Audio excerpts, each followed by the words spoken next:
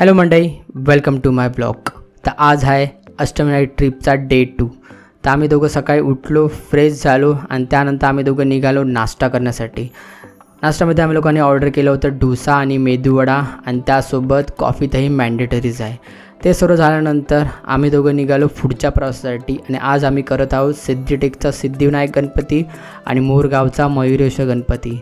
तर आम्ही पहिले निघालो सिद्धिटेकच्या गणपतीसाठी.